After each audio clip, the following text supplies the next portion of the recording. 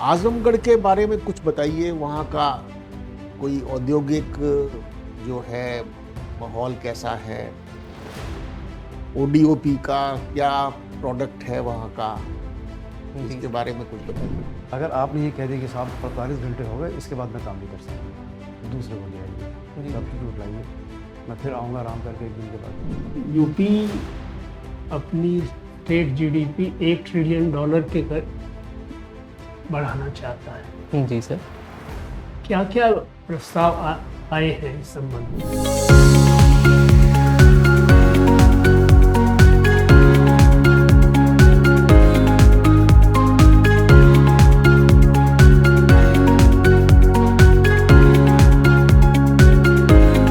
मैं क्या सर? आइए, आ जाओ। Good afternoon sir. Good afternoon sir. Good afternoon. बैठो, have a seat and make yourself comfortable. Thank you आप सर। तो हिंदी में करेंगे ना इंटरव्यू? जी सर। हाँ, या आप आपका फिजिक्स क्या क्या सब्जेक्ट रहे हैं आपके? General Hindi, English, physics, chemistry, maths 12वीं में, और उसके बाद you came to ancient history, Hindi. Ancient history Hindi का मतलब हिंदी हिस्ट्री आपने हिंदी में पढ़ी है क्या? नहीं सर, एंशिएंट हिस्ट्री और हिंदी दो सब्जेक्ट में दो मैंने। सब्जेक्ट, सब्सिडरी जी सेकेंडरी। जी। मेन सब्जेक्ट क्या था इनमें? Ancient history. एंशिएंट हिस्ट्री जी। गुड। चलिए, आपका यू आर वेलकम एंड आपको बहुत बहुत मुबारक भी हो, आप इस स्टेज पे पहुंचे हैं, जी थैंक यू सर। है ना? जी तो मैं त्रिपाठी जी से रिक्वेस्ट करूंगा कि शुरुआत करें। मिस्टर आदित्य सिंह, जी सर।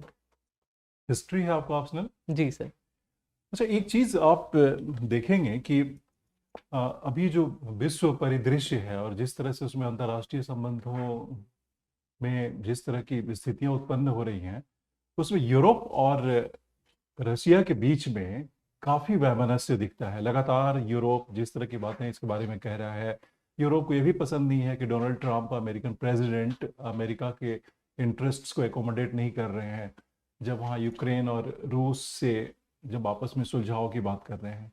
तो ये ऐतिहासिक कारण क्या है यूरोप और रशिया के बीच में वैमनस्य का? आप तो हिस्ट्री के स्टूडेंट हैं, आप इसको बेहतर बता सकते हैं। जी सर। जो इसके पीछे सर कारण दिखाई देता है कि जो पश्चिमी देश हैं और यूरोप के बीच में एक जो संघर्ष की विचारधारा हमें दिखाई पड़ती है सर, कि ये मुझे लगता है सर कि जो प्रथम विश्व युद्ध के समय से हम जब देखते हैं कि जो रूस की क्रांति के पश्चात रूस में सर जो समाजवादी विचारधारा का उद्भव हुआ, जबकि जो पश्चिमी देश है सर वो पूंजीवादी विचारधारा के प्रवर्तक रहे हैं। तो जो विचारधारा का गैप है उस वजह से एक लंबे समय से उन दोनों ही मतलब दो धुरी के रूप में ये निर्मित हुए हैं। और आगे हम देखते हैं तो द्वितीय विश्व युद्ध के बाद से ये लगातार सोवियत संघ और अमेरिका के बीच की जो लड़ाई थी वो लगातार देखने को अभी तक में देखने को मिलती है। लेकिन पूंजीवाद का तो सबसे बड़ा प्रवर्तक तो अमेरिका है, और अमेरिका को इससे कोई फिर परेशानी नहीं है, सिर्फ यूरोप को ही क्यों है? सर अमेरिका अपने जो पूंजीवादी हित हैं उनको अधिक प्राथमिकता देता है, जबकि रशिया और यूरोप के देशों के बीच में जो बाउंड्री है वो एक कोई स्पष्ट बाउंड्री नहीं है सर। इस वजह से उनके राजनीतिक और भू राजनीतिक जो विवाद हैं वो भी दिखाई पड़ते हैं। फर्स्ट वर्ल्ड वॉर के पहले अगर कोई एम्पिरिकल एम्बिशन क्या रशिया का रहा है, क्या वो भी एक कारण है? फर्स्ट वर्ल्ड वॉर से आपकी बात की, आपने बात की, उसके पहले का कोई कारण? सॉरी सर, उस विषय में भी नहीं सोच पा रहा हूँ। आप इतिहास के विद्यार्थी हैं तो। अच्छा, एक चीज और बताइए कि अभी हाल में जो कि करीब 0.25 बीपीएस जो दर, जो इंटरेस्ट रेट में जो कट किया है रिजर्व बैंक ने, वो उसके पीछे उद्देश्य क्या है? ऐसा क्यों किया गया है? सर उसके पीछे का उद्देश्य हमें आर्थिक गतिविधियों को बढ़ावा देने के लिए, कि भारत जिस तरीके से उसे कैसे आर्थिक गतिविधियां बढ़ेंगी? जैसे मान लीजिए कि अगर इंटरेस्ट लो हो जाते हैं तो कैसे आर्थिक गतिविधियां बढ़ती हैं? क्या संबंध क्या है दोनों का? जी सर अगर ब्याज की दर को कम किया जाता है, रेपो रेट को अगर हम करते हैं, तो बैंक जो है वो सस्ते दर पर ब्याज उपलब्ध कराएंगे, जिससे लोग जो मार्केट में सर जो निवेशक हैं उनके लिए ऋण की उपलब्धता सुनिश्चित होगी। और उससे सर फिर उससे क्या होगा? सर भारत में अधिक निवेश होगा, जो घरेलू जो हमारी डिमांड है वो जनरेट होगी, और उससे हम आर्थिक गतिविधि डिमांड बढ़ेगा तो प्राइस राइज होगा, प्राइस राइज होगा तो आम लोग परेशान होंगे। सर भारत के लिए वर्तमान समय में इन्फ्लेशन उतनी बड़ी चुनौती नहीं है अगर हम आर्थिक गतिविधि को बराबर रखते हैं। हमारी जो आर्थिक समृद्धि दर है अगर सर वो अधिक रहती है तो इन्फ्लेशन को आरबीआई 4+-2 का जो टारगेट है सर उसके अंदर में हम रख सकते हैं इन्फ्लेशन। अभी क्या एक प्रोजेक्शन दिया है आरबीआई ने कि क्या इन्फ्लेशन का दर रहने वाला है? सॉरी सर इस विषय में एग्जैक्ट मुझे जानकारी नहीं है। इससे जो मॉनेटरी पॉलिसी की सर जो बैठक थी उसमें 4+-2 के टारगेट को लेकर के ही उनका था कि हम एक फिक्स रेट नहीं। टारगेट ठीक है, टारगेट है, लेकिन अभी तत्काल क्या है, मतलब इन्फ्लेशन की दर क्या है? एग्जैक्ट सर इस विषय में कोई बात नहीं है। जी। अच्छा, एक बात और है कि ये सब कुछ बहुत अच्छा हो रहा है, इन्फ्लेशन काफी नीचे है, विकास दर काफी तेज है, फिस्कल कंडीशन भी बहुत अच्छा है, लेकिन रुपए की जो कीमत है वो लगातार गिर रही है। जी सर। तो ये ऐसा क्यों हो रहा है? सर इसको लेकर के हम देखते हैं कि भारत में अभी रुपए की जो डॉलर की अपेक्षा जो विनिमय दर है वो 90 के आसपास पहुंच चुकी है। इसमें सर जो कारण है तो पहला कारण है सर वो है कि भारत से जो निवेश है एफपीआई जो निवेश है वो लगभग वापस जा रहा है क्योंकि वर्तमान में सर वैश्विक संदर्भों में जो भू राजनीतिक अस्थिरता हमें देखने को पड़ती है और अमेरिका के द्वारा जो भारत पर से टैरिफ लगाए गए हैं और भारत अमेरिका जो ट्रेड डील है वो भी स्पष्ट रूप से भी सामने नहीं आई है। तो ये भी एक कारण है। इसके अतिरिक्त सर जापान से कैरी ट्रेड की एक प्रणाली है वो भी अभी बाधित हुई है क्योंकि वहाँ जापान ने जो अपनी बैंक थी उसकी ब्याज दर को बढ़ाया है और इसके अतिरिक्त सर अमेरिका की फेडरल रिजर्व ने भी अपनी बैंक दरों को बढ़ाया है। तो ऐसे कारण हमें सर दिखाई पड़ता है। अच्छा, अगर मान लीजिए कि आपको कोई एक वरदान मिले कि आप इस वरदान के माध्यम से अपने व्यक्तित्व के किसी एक पहलू को बदल सकते हैं, तो अपने बारे में क्या बदलना चाहेंगे? सर मुझे लगता है कि मेरे अंदर आर्टिस्टिक अप्रोच जैसे कम है, सिंगिंग या फिर किसी भी आर्ट को लेकर के वो थोड़ा सा कम है। तो मैं उसमें ज़रूर चाहूँगा कि मैं उस फील्ड में थोड़ा सा कि पेंटिंग ड्राइंग इन चीज़ों में मैं ज़रूर, मुझे लगता है कि अभी ये क्वालिटी मेरे अंदर कम है सर। तो वैसे ये मैं क्वालिटी आती कैसे है? सर कुछ तो नेचुरल जो भी चीज़ें हैं उसमें और कुछ अगर बचपन से ही मैंने इसमें काफ़ी स्किल डेवलप की होती तो शायद मैं इस फील्ड में अच्छा कर पाता। Thank you. Thank you sir. जी आप आजमगढ़ के रहने वाले जी सर। और आपने स्कूल में तो साइंस पढ़ी है, जी फिर सर। आपने हिस्ट्री पढ़ी, जी सर। यही है ना? तो ये परिवर्तन क्यों हुआ स्कूल के बाद? स्कूल के बाद सर मैंने देखा कि मैं 10th तक तो सर अच्छा कर रहा था। 12th की सर मुझे थोड़ी फिजिक्स केमिस्ट्री मैथ्स इसमें परफॉर्मेंस मेरी उतनी अच्छी रही नहीं और मुझे सर ये कला के विषयों के प्रति अधिक रुचि थी तो इस वजह से अच्छा। इतिहास को मैंने चुना। ओके। रहने वाले आप आजमगढ़ के हैं लेकिन पढ़ाई आपकी सुल्तानपुर में हुई है। सर आजमगढ़ एक बॉर्डर एरिया में, आजमगढ़ और सुल्तानपुर के बॉर्डर डिस्ट्रिक्ट पे हूँ मैं। बॉर्डर में कहाँ, कादीपुर की तरफ? सर शाहगंज, जो आजमगढ़ जौनपुर और सुल्तानपुर तीनों का बॉर्डर डिस्ट्रिक्ट है सर। अच्छा। तो शाहगंज के आसपास का क्षेत्र। शाहगंज। तो आजमगढ़ तो बहुत बड़ा जिला है, जी सर। हैं? जी सर 9 तहसीलें हैं आजमगढ़ में। तो आजमगढ़ से कट के एक नया जिला बना था, जी सर कौन सा? 1994 में सर मऊ जिले को बनाया गया था। 1994 में जहाँ तक मैं याद कर पा रहा हूँ। अच्छा, 1994 में। आजमगढ़ के बारे में कुछ बताइए, वहाँ का कोई औद्योगिक जो है माहौल कैसा है, ओडीओपी का क्या प्रोडक्ट है वहाँ का, जी इसके सर। बारे में कुछ बताइए। जी सर आजमगढ़ में सर 2 हस्तशिल्प उद्योग हमें दिखाई देते हैं। वहाँ पे कौन सा मुबारकपुर शिल्प क्षेत्र है सर। उद्योग?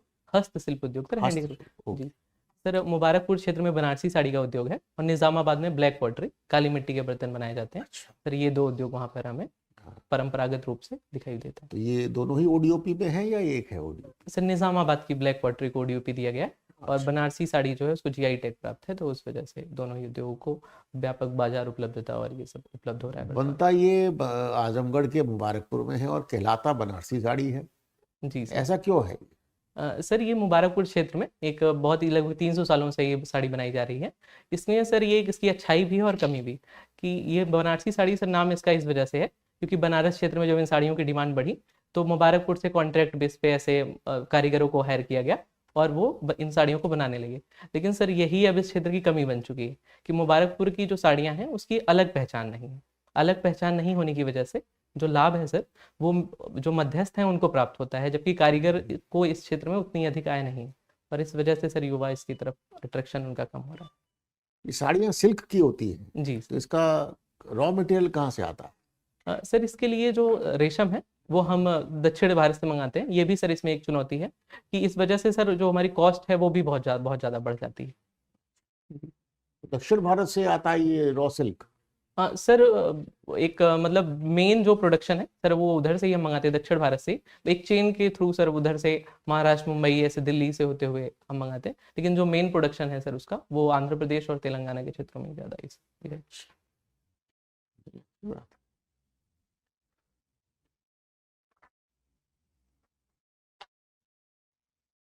आजमगढ़ में ये मंडल हेडक्वार्टर भी बन गया है?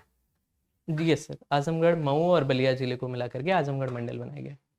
1994 में आजमगढ़ मंडल बना था। जी सर। मऊ जिला 1989 में बना था। Okay, thank you sir. जी। अच्छा, मऊ जिले की क्या खासियत है? मऊ जिले के विषय में सर थोड़ी जानकारी कम होगी। आपने मुख्तार अंसारी साहब का नाम सुना था? जी। वो मऊ के थे। जी सर। वो तो बड़े मशहूर व्यक्तित्व था उनका, अब तो रहे नहीं वो। जी सर। आजमगढ़ में औद्योगिक में एक उसमें परिदृश्य में जो डेवलपमेंट हो रहा है, ओडीओपी के आने के बाद तेजी आई है उसमें? जी बिल्कुल सर। ओडीओपी आने के बाद से सर इसमें हम देखते हैं तो जो पहला पॉइंट था कि जो परंपरागत सर हस्तशिल्प थे उनको एक दोबारा से पहचान मिली है, और इसके अतिरिक्त सर उन्हें वित्तीय सहायता, ऋण उपलब्धता सर बहुत आसानी से सुनिश्चित हुई है। ये हम व्यवहारिक स्तर पर भी देखते हैं। जो भी कारीगर थे, ये जो निजामाबाद ब्लैक पॉटरी उद्योग था ये लगभग सर केवल 30-40 परिवारों में सिमट चुका था। इस समय ये लगभग 500-600 परिवारों के द्वारा अपनाया जा रहा है, और इसके अतिरिक्त सर उसकी बाजार जो डिमांड थी वो भी जनरेट हुई है। ओडीओपी के द्वारा इसे एक पहचान मिली है नेशनल लेवल पे, और हम देखते हैं कि ई कॉमर्स के थ्रू भी इनका व्यापार बढ़ा हुआ है। तो बिल्कुल सर। आजमगढ़ के लोग मिडिल ईस्ट में बहुत गए हैं, जी सर। इसकी क्या वजह है? सर मिडिल ईस्ट में भारत में पलायन की दर सर प्रारंभिक चरण से ही हम देखते हैं तो अधिक रही है, और आजमगढ़ क्षेत्र में सर चूंकि कृषि और उद्योग का उतना अधिक डेवलपमेंट ना होने की वजह से उधर हम देखते हैं कि माइग्रेशन अंतर्राज्यीय हो या अंतर्देशीय माइग्रेशन हो, ये दोनों ही। तो ये पलायन रोकना उचित है या उसको बने रहने देना चाहिए? सर पलायन को हम दोनों ही स्तरों पर देख सकते हैं। अगर पलायन सर मजबूरी के कारण हो रहा है, कि अब वर्तमान में हम देखते हैं सर जो पलायन है उसका जो कारण है वो रोजगार की कमी है, और यहाँ पर निम्न आय स्तर है, तो हमें इस अभी बिहार के चुनाव में वो पीके साहब जो हैं, जी सर, वो पलायन को बहुत बड़ा मुद्दा बनाए थे जी कि अन्य प्रदेशों में यहाँ के लोग जाते हैं, मजदूरी करते हैं। तो पलायन अच्छी चीज है या आपके विचार में क्या है? सर मुझे लगता है कि एक देश के भीतर या अगर हम शिक्षा, स्वास्थ्य, इन सुविधाओं के लिए हम अगर किसी नए क्षेत्र में जाते हैं तो ये बेहतर है, लेकिन इसमें जो पुश कारक है सर, जो रोजगार, गरीबी या निम्न आय के कारण जो पलायन होता है सर, वो होना देश के लिए और उस क्षेत्र की स्पेशली, क्योंकि सर वहाँ पे श्रम उपलब्धता कम हो जाएगी, ब्रेन ड्रेन अगर वहाँ से होता है, महिलाओं बच्चों पर सर इसका बोझ अधिक बढ़ जाता है, और जो पलायन करते हैं उनकी भी स्थिति वहाँ जाकर उतनी बेहतर नहीं है। तो हमें इस स्थिति को सर सॉल्व करना कुल चाहिए। मिला के जो श्रमिक जाते हैं उनका एक्सप्लॉयटेशन नहीं होना चाहिए। जी बिल्कुल सर। अगर उनको उचित सब कुछ मिल रहा है, वेतन ठीक मिल रहा है, तो पलायन को उस दृष्टि से कोई गलत तो नहीं मानना चाहिए। हाँ बिल्कुल सर। Thank you sir. जी सर। आपने अभी हाल ही में अखबारों में आया था, ये संचार साथी के बारे में सुना होगा, जी सर। पढ़ा भी होगा, जी थोड़ा बताएं इसके बारे में, क्या है ये और क्यों अप्लाई, इसकी क्या अभी आज की तारीख में स्टेटस है? जी सर। सर संचार साथी एक डिजिटल ऐप के रूप में डेवलप किया गया है, और इसमें जब ये प्रारंभिक चरण में भारत के संचार मंत्री द्वारा लाया गया, संचार मंत्रालय के द्वारा, तो उन्होंने सर इसमें गाइडलाइन दी थी कि 3 महीने के भीतर भारत में जितने भी मोबाइल हैं, जितने भी स्मार्टफोन हैं, उनमें ये ऐप इंस्टॉल करना होगा। ये सर वास्तविकता में जो साइबर सुरक्षा है उसको बढ़ावा देने के लिए लाया गया था, किंतु जो प्राइवेसी, निजता का अधिकार है, उसको ध्यान में रखते हुए अभी वर्तमान में ये समय सीमा हटा दी गई है, और जो भी यूजर्स हैं उन्हें ये विकल्प दिया गया है कि वे चाहें तो इसका इंस्टॉल करें या ना करें। तो ये एक साइबर सुरक्षा को मजबूत करने के दृष्टिकोण से सर उठाया गया। क्या पर्पस, क्या फंक्शन क्या होगा अगर संचार साथी अप्लाई लगाते हैं ऐप्स के अंदर? सर जो साइबर स्पूफिंग या जो भी ईमेल्स के थ्रू या मैसेजेस के थ्रू, ओटीपी के थ्रू जो साइबर अपराध बढ़ते हैं, तो उनको सर ये कंट्रोल करना। मान लीजिए किसी का मोबाइल गुम जाता है तो संचार साथी क्या करेगा, कुछ कर सकता है? जी सर, इसमें सर संचार साथी ऐप के थ्रू IEMI नंबर दिया गया है, उसके थ्रू सर हम अपनी मोबाइल की जो डाटा है उसको हम सर लीक होने से बचा सकते हैं, उसमें हम कंप्लेन करके सर हम उस मोबाइल के डाटा को बंद करवा सकते हैं। और क्या क्या चेक किया जा सकता है? सेकेंड हैंड मार्केट में जो खूब बिकते हैं लॉस्ट या स्टोलन मोबाइल्स, जी सर। उनको उनको कैसे चेक किया जा सकता है इस ऐप के थ्रू? इस ऐप के थ्रू सर जहाँ तक मैं समझ पा रहा हूँ, अगर उन मोबाइलों की फंक्शनिंग बंद कर दी जाती है तो वो दोबारा सेल नहीं हो पाएंगे। Okay, right. तो अभी इसमें एक बड़ा शोर भी मचा था, पहले एक ऑर्डर पास हुआ फिर उसको वापस लिया गया, तो ऐसा क्यों? सर ये जो 3 महीने की बाध्यता लगाई गई और कहीं ना कहीं जो प्राइवेसी की मुद्दे को उठा करके, इसमें सर एक मुद्दा था, लेकिन इसे जब भी जैसे ही विकल्प हमें प्रदान कर दिया गया है कि अब यूजर्स के ऊपर है कि अगर वो चाहते हैं तो इसे इंस्टॉल कर लें, और इसमें सर हमें प्राइवेसी को लेकर के और अधिक सुधार हम कर सकते हैं Alright, कि प्राइवेसी okay. और सुरक्षा दोनों। मिस्टर ट्रंप ने जून के अंदर 19 कंट्रियों पे बैन लगाया था, ट्रैवल बैन। जी यस सर। और अभी जो 25 नवंबर की घटना हुई जिसमें अफगान नेशनल ने शूट किया है अमेरिका में, जी सर। तो उसके बारे में उसका क्या कोरिलेशन बना? सर उन्होंने जो बैन लगाया था वो अमेरिका में जो आपराधिक गतिविधियां बढ़ रही थी उसको देख करके उन्होंने कुछ ऐसे देश जिनमें उन्हें अमेरिका का ऐसा मानना था कि उन देशों के द्वारा उन जो वहाँ के नागरिक हैं वो अवैध प्रवासी के रूप में वहाँ करके ये आपराधिक गतिविधियां बढ़ा रहे हैं, तो इन्होंने इसको रेगुलेट करने के लिए जो अमेरिका की नीति है अभी वर्तमान में, तो ये बैन लगाया था। और वर्तमान में सर हम जब ऐसा घटना देखते हैं तो ये अमेरिका का दिखाता है कि वो किस तरीके से अपने सुरक्षा हितों को प्राथमिकता आप कैसे कनेक्ट करेंगे जून में बैन लगा और 25 नवंबर को जो घटना घटी, उन दोनों को कैसे कोरिलेट करते हैं, कैसे देखा जा रहा है यूएस में इस चीज़ को? यूएस ने सर इस चीज़ को अपने सुरक्षा और विदेशी संबंध दोनों को मिला करके देखा है कि वो अपनी सुरक्षा को अधिक प्राथमिकता दे रहे हैं वर्तमान। ओके, चलिए मैं आपको एक सिचुएशन देता हूँ। आप फ्लड रिलीफ में इंगेज्ड हैं और 48 घंटे तक आपको रेस्ट और सोने के लिए नहीं मिला, जी सर। तो आप क्या करेंगे? सर मैं अपने कार्य और अभी भी ड्यूटी पे हैं। जी सर। सर मैं सर्वप्रथम तो अगर ये अपनी स्थिति का आकलन करूंगा कि क्या मैं कार्य करने में सक्षम हूँ, अगर मैं कार्य करने में सक्षम रहूंगा मानसिक और शारीरिक दोनों स्तरों पर तो मैं कार्य करूंगा, अन्यथा मैं सर चूंकि अगर मैं पूर्ण रूप से लगातार बिना सोए कार्य करने में खुद को अक्षम पाता हूँ तो मैं एक थोड़ा सा ब्रेक लेकर के और किसी जो जिम्मेदार व्यक्ति है उसे अपनी जिम्मेदारी सौंप कर कुछ समय का रिलीफ लेकर दोबारा पूरी एनर्जी के साथ काम तो करूंगा। आप और मेंटल स्टेमिना कैसे शो कर सकते हैं अगर आपने कहा कि साहब तो मैं और काम नहीं कर सकता, आपका मेंटल स्टेमिना कैसे एग्जिबिट होगा? सॉरी सर मैं फिर से समझना चाहूँगा। अगर आपने ये कह दिया कि साहब 48 घंटे हो गए, इसके बाद मैं काम नहीं कर सकता, दूसरे को ले आइए, जी सब्स्टिट्यूट लाइए, मैं फिर आऊँगा आराम करके एक दिन के बाद। नहीं सॉरी सर, मैं इसमें इस ऐसी स्थिति में बिल्कुल एक दिन का आराम नहीं लूँगा। मैं चाहूँगा कि जितनी जल्दी 1 घंटे 2 घंटे की रिलीफ के द्वारा मैं काम कर पाऊँ। तो ऐसा मैंने देखा भी है सर, स्टडी के दौरान हमें ऐसे कई बार ऐसा आता है हमें एग्जाम का प्रेशर होता है और हम अब खुद की कैपेसिटी का मैक्सिमम देते हैं। तो मैं बिल्कुल सर फ्लड रिलीफ जैसी अगर कोई भी आपातकालीन स्थिति आती है मतलब शॉर्ट नैप लेके आप अपने को रिजुविनेट करके दोबारा से ड्यूटी पे आ सकते हैं, बिल्कुल यही कहना चाह रहे हैं? जी। Okay, thank you. यूपी अपनी स्टेट जीडीपी $1 ट्रिलियन के बढ़ाना चाहता है। जी सर। क्या क्या प्रस्ताव आए हैं इस संबंध में? जी सर। सर उत्तर प्रदेश ने 2027 तक $1 ट्रिलियन इकोनॉमी का लक्ष्य रखा था, अभी 2029 उसे सरकार ने बढ़ा कर दिया है। इसमें सर हमें जो उपाय किए जा रहे हैं सरकार के द्वारा वो आर्थिक गतिविधि में सर तीनों स्तरों पर है, एग्रीकल्चर और मतलब प्राइमरी सेक्टर, सेकेंडरी और टर्सरी तीनों ही क्षेत्रों को डेवलप किया जा रहा है। जिसमें प्राइमरी सेक्टर में हम देखते हैं सर तो एग्रीकल्चर को लेकर के लगातार सरकार डेवलपमेंट कर रही है, और सेकेंडरी सेक्टर में सर इन्वेस्टमेंट और यूपी ग्लोबल इन्वेस्टर समिट 2023 का आयोजन किया गया, और कनेक्टिविटी जो इंफ्रास्ट्रक्चर है सर उसको लेकर के सरकार ने लगातार काम। प्राइमरी उसमें क्या सुधार करेंगे? सॉरी सर जी। प्राइमरी में क्या सुधार प्रस्तावित? प्राइमरी सेक्टर में सर जो एग्रीकल्चर सेक्टर है हमारा, वहाँ पर यूपी में सर अभी जीवन निर्वाह कृषि को ज़्यादा बढ़ावा दिया जाता है। हमारे यहाँ सर वाणिज्यिक क्रॉप्स का जो प्रचलन है वो बहुत कम है, तो हम वाणिज्यिक क्रॉप्स को बढ़ावा दे रहे हैं। इसके अतिरिक्त सर फूड प्रोसेसिंग जो यूनिट है, जैसे वाणिज्यिक क्रॉप क्या क्या होंगी यूपी के लिए? वाणिज्यिक क्रॉप सर यूपी में देखते हैं तो शुगर केन सर्वाधिक मात्रा में उगाई जाती है।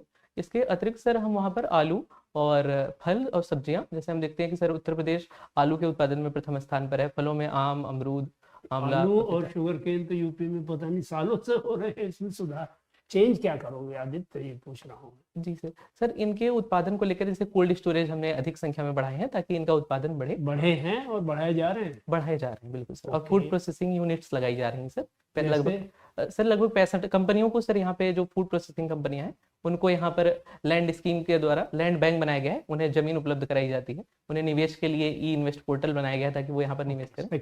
सेकेंडरी सेक्टर, सेकेंडरी सेक्टर में सर हमने इंफ्रा पर काम किया है। उत्तर प्रदेश सड़क लंबाई के मामले में पहले नंबर पर है, एक्सप्रेसवे सिटी के रूप में देखते हैं कि 13 एक्सप्रेसवे बनाए गए हैं, 22 एयरपोर्ट बनाए गए हैं। टर्शरी और टर्सरी सेक्टर में सर हम देखते हैं शिक्षा, स्वास्थ्य और टूरिज्म पे बहुत ज़्यादा काम किया गया।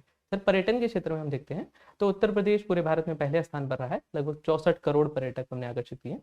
इसके अतिरिक्त सर IT सेक्टर में भी जो पश्चिमी यूपी है उन्होंने इसमें काफ़ी काम किया है टर्सरी सेक्टर को बढ़ावा देने के जो यूपी का पोटेंशियल है, टूरिज्म पोटेंशियल, लिए। जी सर। उसको देखते हुए तो ये बहुत कम है जो आप बता रहे हैं। बिल्कुल सर, उत्तर प्रदेश में जिस तरीके से पर्यटन की विविधता हमें दिखाई पड़ती है और जितने अधिक सांस्कृतिक और ऐतिहासिक स्थल हैं, व्यवस्था या पोटेंशियल? पोटेंशियल के रूप में सर वो क्षमता बहुत ज़्यादा है। क्षमता। जी yes। और ये सर्विसेज का जिक्र नहीं किया आपने, सर्विसेज, डेवलपमेंट ऑफ सर्विसेज। जी सर, उसमें सर हम देखते हैं कि IT सेक्टर में हम नए जॉब्स क्रिएट कर रहे क्या? हैं। सर नोएडा में जब ये जो गौतम बुद्ध नगर क्षेत्र है या पश्चिमी यूपी का जो अधिकांश क्षेत्र है वो दिल्ली से कनेक्टेड होकर के NRC में यहाँ पर जो नेशनल कंपनियां हैं उन्हें हम देखते हैं कि उनके यहाँ पर उनको आकर्षित किया जा रहा है ताकि वो यहाँ पर आएं और just as give one example. बिल्कुल सर। सर यहाँ पर हमने देखा है तो इन्फोसिस का नोएडा में ही हम देखते हैं तो इन्फोसिस और गेल लिमिटेड है, तो इन सारी कंपनियों के हेडक्वार्टर खोले जा रहे हैं ताकि वो यहाँ पर निवेश करें। और ओके, आयुष्मान योजना क्या है? आयुष्मान योजना सर भारत में स्वास्थ्य कुछ क्षेत्र में लाई गई है। इसमें सर हम देखते हैं कि प्रति परिवार 5 लाख का एक स्वास्थ्य बीमा प्रदान किया जाता है कि अगर किसी भी स्थिति में सरकारी अस्पताल या जो रजिस्टर्ड निजी अस्पताल है उनके द्वारा यहाँ पर ये स्वास्थ्य बीमा प्रदान किया जाएगा। इसके अतिरिक्त सर जन आरोग्य केंद्र भी खोले जा रहे हैं इस योजना के अंतर्गत। सबको दिया जा रहा है इसका लाभ या उसमें कोई लिमिट है? सर जहाँ तक मैं अभी याद कर पा रहा हूँ कि ये प्रति परिवार हर एक व्यक्ति के लिए है। हर व्यक्ति के लिए, मतलब ऐसा तो नहीं है EWS और ये गरीब परिवारों के लिए हूँ, ये पूछ रहा हूँ। सर जहाँ तक मैं याद कर पा रहा हूँ कि प्रत्येक परिवार के लिए उपलब्ध है सर ये। ओके। और आपने अर्थशास्त्र का नाम सुना है? जी जी। किन्होंने लिखा है? अर्थशास्त्र सर किताब आज कौटिल्य के रूप में सर हमें कौटिल्य ने अर्थशास्त्र लिखा है। मौर्यकालीन सर इसमें आर्थिक गतिविधि और राजनीतिक गतिविधियों की जानकारी प्राप्त होती है। पूरा नाम क्या है कौटिल्य जी का? सर कौटिल्य के 3 नाम हमें इतिहास में देखने को मिलते हैं, चाणक्य और विष्णुगुप्त और कौटिल्य, ये 3 नाम। आचार्य विष्णुगुप्त। जी सर। ये तीनों एक ही व्यक्ति थे, अलग अलग भी हो सकते हैं? सर इस संदर्भ में ऐतिहासिक मतभेद हमें दिखाई पड़ते हैं। ओके। जी। चलो ये बताओ कि इसमें राजा की क्या खास बातें बताई गई है, क्या गुण होने चाहिए राजा में? राजा को अंदर सर जहाँ तक मैं याद कर पा रहा हूँ इसमें सर सबसे पहला जो सबसे महत्वपूर्ण उन्होंने बताया था कि प्रजा दुखेम दुखम प्रजा सुखेम सुखम, यानी राजा का जो सुख है और राजा का जो दुख है वो प्रजा से ही संबंधित है और राजा को प्रत्येक क्षण प्रजा के कार्यों में संलग्न होना चाहिए। इसके अतिरिक्त सर उन्होंने राजा को एक क्षत्रिय के रूप में देखा है कि राजा के अंदर साहस और युद्ध में उसके अंदर सर उसे युद्ध और कूटनीति दोनों में ही माहिर होना चाहिए। और एक और इम्पोर्टेंट चीज कही है उन्होंने,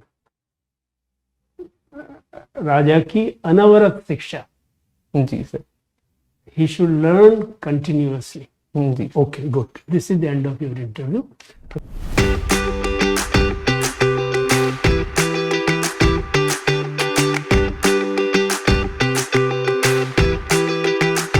Now we will give share, मतलब आपके साथ हम बताएंगे आपको हमारा क्या असेसमेंट है आपके लिए।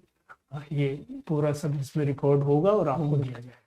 ओके, तो आप उसको ध्यान से देखिएगा, उसमें देखिएगा कि आपका सेल्फ असेसमेंट क्या है। जी। इसके अलावा हम लोग चाहते हैं कि इंटरव्यू की डेट आ गई आपकी? नहीं सर। नहीं आई तो जिस वीक में आपकी इंटरव्यू डेट हो उससे 5-6 दिन का न्यूज़पेपर, उसमें आप बड़े बड़े बड़े गहन अध्ययन उसका करिए। जी। पॉइंट्स बना के, और जैसे आप अपना as if you are reading the text book. जी। इसी तरह उसके 1 महीने पहले का विषय वो लेके समय उसमें मेन जो घटनाएं हुई, जो मेन इवेंट्स हुई, जो मेन बातें सामने आई, जो नेशनल और इंटरनेशनल लेवल पे हुआ है, या जो कॉन्सेप्ट जिनका जिक्र हुआ है, उनको सबको बुलेट पॉइंट्स के रूप में डिफाइन कर लीजिए। जी और उसके पीछे, हर पॉइंट के पीछे एक बैकग्राउंड नोट बनाएंगे, उन सबको आप बार बार पढ़िए, बिल्कुल सर। जिससे ये सब बातें आपके मन में बैठ जाएं, आप समझ जाएं उनको अच्छी तरह से। जी सर। आपकी पर्सनालिटी अच्छी है, आपका नरेशन अच्छा है, और उस तरफ हमें ज़्यादा कुछ आपको सुझाव देना नहीं है। आपके जो नॉलेज की बात है, उसमें आपसे जो पूछा गया है उसमें काफ़ी कुछ आपने बताया है, और जो आपको लगता है जहाँ आपको कुछ और अध्ययन करना चाहिए, तो वहाँ आप खुद अपने मन से अध्ययन करिए। जी जो आपका ये पहला बताया आपने इंटरव्यू होगा, दूसरा। दूसरा, तो आपको मालूम है यूपीएससी का बोर्ड का क्या माहौल होता है, जी बाकी ड्रेस के बारे में जनरल साहब थोड़ा बहुत जो ठीक समझेंगे बताएंगे। जो आपके विषय हैं जी सर। एंशिएंट हिस्ट्री और हिंदी, जी एंशिएंट हिस्ट्री में आप कुछ और अध्ययन करना पड़े, हिंदुस्तान, इंडिया, भारत की भी, और इंटरनेशनल लेवल पे।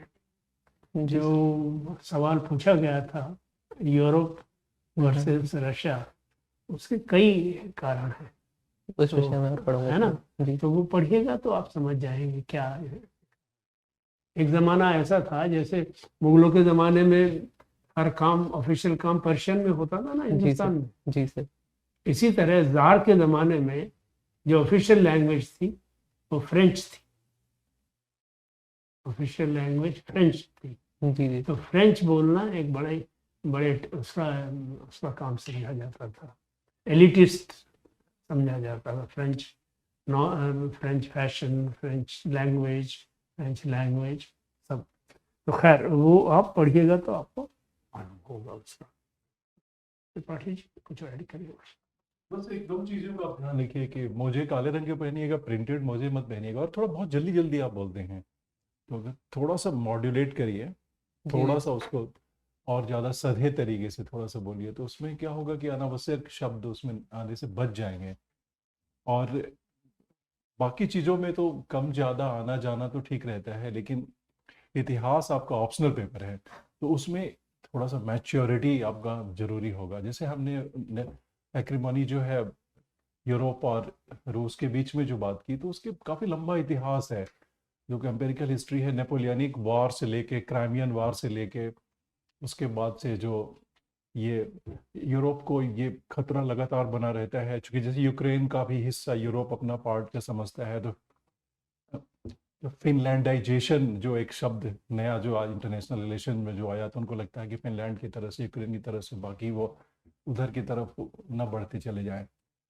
तो यूरोप का पुराना जो ऐतिहासिक बाल्कन उपकरण है, युद्ध और वो सब मैं इंटरलिंक कर सकता तो था कि आप चूंकि इतिहास के विद्यार्थी हैं, तो बड़ी क्विकली आपको एक हिंट दे रहे हैं। ये सवाल हो सकता है वो नहीं पूछें, कुछ और पूछें, मैच्योर्ड और थोड़ा इन डेप्थ, लेकिन क्रिस्प आपका आंसर हिस्ट्री से रिलेटेड होना चाहिए, क्योंकि आपका ऑप्शनल है। इस वजह से मैंने एक इशारा दिया है, ये सवाल हो सकता है ना पूछें, कोई और प्रश्न होगा, ठीक है ना।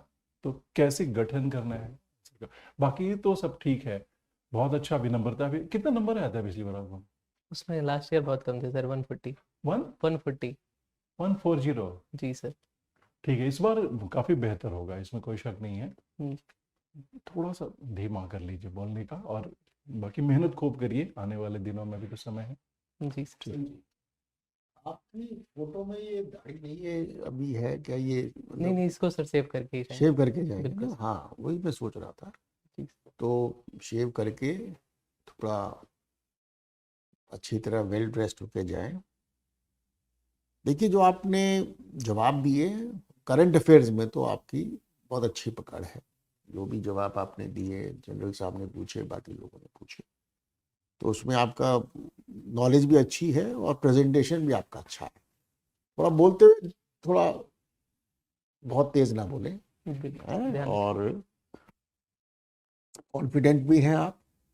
कुल मिला के आपका ठीक है। बाकी जैसे सर ने कहा है, थोड़ा इतिहास और जो चीज़ें हैं उसको थोड़ा ब्रश कर लें, ठीक होगा, इस बार अच्छा आएगा। लास्ट ईयर भी मैंने दिया था, तो मैं सर थे लास्ट ईयर, आप थे, सर थे, तो मुझे याद है लास्ट ईयर भी मैंने यहाँ इंटरव्यू दिया था। अच्छा, जी हम सर, आप दोनों थे। थे। जी सर। अच्छा, मैं और नहीं था, आप हाँ, थे, आप हाँ, थे। हम दोनों थे। तो इस लास्ट ईयर ऐसा था कि मतलब 15 मिनट बाद सर ने इंटरव्यू बंद कर दिया था कि अब हम आपको बताते हैं आपको करना क्या क्या है। तो लास्ट ईयर उतनी अच्छी प्रिपरेशन भी नहीं थी, तो एक गैप हमेशा बना इस हुआ है। बार आपकी प्रिपरेशन अच्छी है और सबसे बड़ी बात ये है कि you are more confident.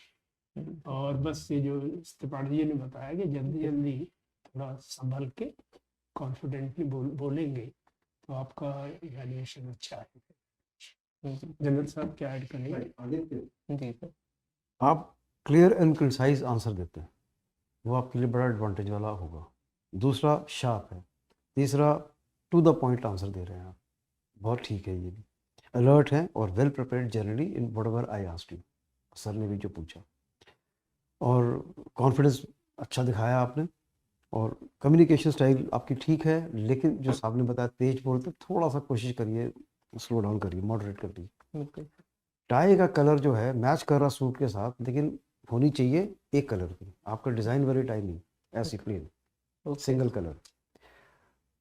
Inhibition के साथ कह रहा हूँ कि आपके पास अगर कोई दूसरा सूट हो तो वो देख लीजिएगा। हालांकि ये मैचिंग है, लेकिन ब्लैक है आपके पास या ऐश कलर का है सर या इसका डार्क ब्लू है, नेवी ब्लू, हाँ, नेवी ब्लू है सर। डार्क नेवी ब्लू जी है, सर। जी सर। तो वो ज़्यादा उचित होगा, बजाय इसके ये थोड़ा सा चेंज कर लें तो अच्छा हाँ, रहेगा। बिल्कुल सर।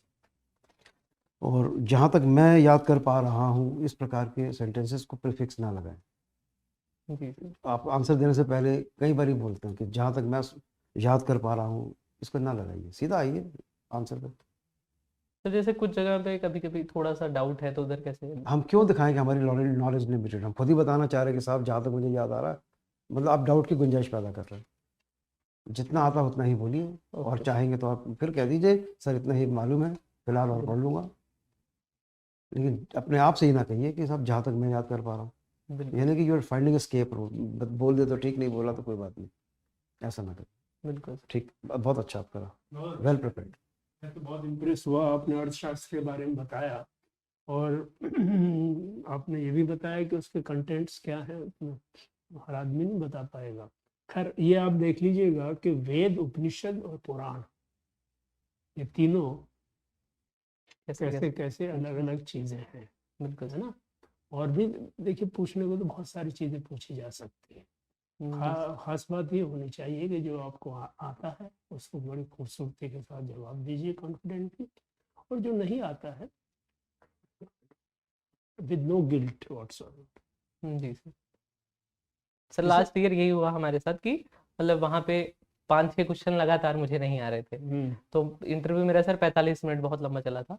तो वहाँ पे ऐसा हो गया कि शुरू के 25 मिनट मैंने बहुत अच्छा किया, बट उसके बाद जब मुझे 5-6 क्वेश्चन नहीं आए, तो मुझे लगा कि अब तो खराब हो चुका है, और मैं पूरा उस प्रेशर में चला गया कि मुझे सरल क्वेश्चन नहीं आए। गिल्ट नहीं होनी चाहिए इसमें। देखिए, इसलिए कि ये दुनिया में 50 चीज़ें पूछी जा सकती हैं, 100-1000 चीज़ें पूछी जा सकती हैं, और उनमें चारों लोग तो एक्सपर्ट होते हैं अपने अपने विषय में। नहीं आए कहिए sorry and have no guilt at all. और 140 बहुत खराब भी नहीं, एवरेज है वो, काफी। आपके उसमें रिटर्न में थोड़ा कम रहे होंगे, वरना 140 में पार कर जाते हैं। हाँ, रिटर्न तो वरना 140 में 400-500 तक रैंक आ जाती है कई लोगों की। जी सर। इस बात बढ़िया है। All the best. Thank you sir. Thank you.